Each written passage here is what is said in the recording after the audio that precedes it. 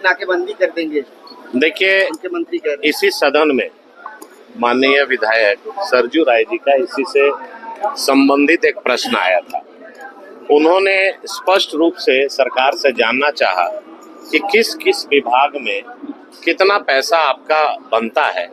अगर आप देखेंगे जो पीएसयू है, चाहे वो सीसीएल हो, चाहे वो बीसीसीएल हो, जो भी मामला राज्य सरकार का बनता है, पहला चीज कि केंद्र सरकार से उसका लेना देना नहीं है। दूसरा चीज कि पीएसयू से आपका जो मान लीजिए कोल इंडिया सीसीएल से कोई पैसा बकाया है, तो आप सीसीएल के पास ना अपना पक्ष को रखेंगे कि भाई लैंड एक्विजिशन में ये प्रॉब्लम है, फाइन में ये प्रॉब्लम है। ये सरकार जानबूझकर, जब पहला सत्र हुआ था उसमें मैंने कहा था कि ये धीरे धीरे करके ये नैरेटिव सेट करने का काम कर रही है।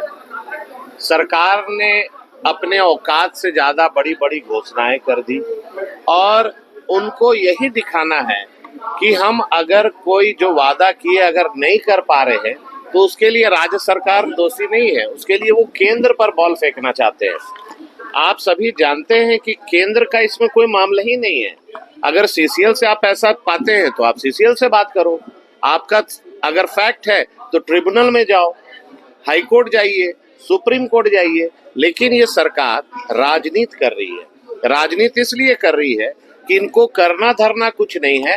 राजनीति करके केवल ये बॉल केंद्र सरकार के पाले में फेंकना चाहती है और धीरे धीरे करके झारखंड की जनता समझ रही है कि ये सरकार के कथनी और करनी में अंतर है।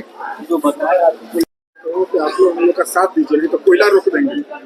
जब सरकार के पास कुछ बचा नहीं, आप उसका विरोध करो, वो आपका विरोध करे। कहीं ना कहीं आज राज्य में जो हेमंत सोरेन जी के नेतृत्व में सरकार बनी है, ये सरकार सिर्फ और सिर्फ झारखंड को लूटने के लिए बना है।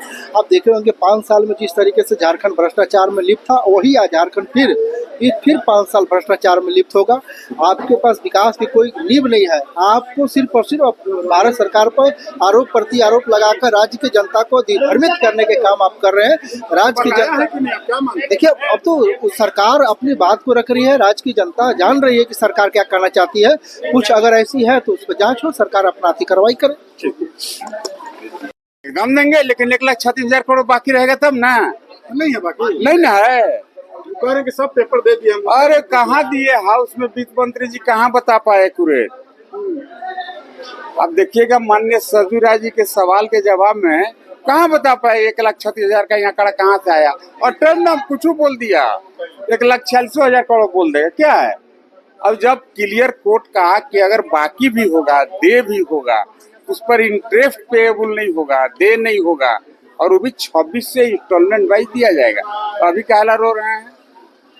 1,00,000 करोड़ रुपए बकाये की राशि की बात मुख्यमंत्री हेमंत सोरेन ने कही है और यह कहा है कि अगर नहीं देंगे तो हम सड़कों पर उतरेंगे, कोयला रोक देंगे। एक घंटा कोयला बाहर नहीं जाएगा कह रहे हैं। देखिए, जितनी राशि की बात माननीय मुख्यमंत्री जी कर रहे हैं, 1,36,000 करोड़ की बात, तो इनको तो किस किस मद में कहाँ से कितना सो है उसका ब्यौरा देना चाहिए। ये तो राग जो है हम समझते हैं कि करीब 8-10 महीना से हम लोग सुन रहे हैं, सेम रिकॉर्डिंग सेम बात वह सुन रहे हैं और सब लोग सुन रहे हैं।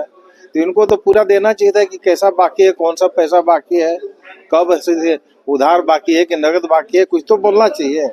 तो केवल ऐसे कहने से इतना बाकी नहीं होगा ना, तो कुछ भी बोल देने से नहीं होगा। और दूसरी बात है कि इसका मतलब कि ये ड्यू है कि वर्तमान है कि क्या है, कैसे हो, तो डिटेल है सो इनको बताना चाहिए।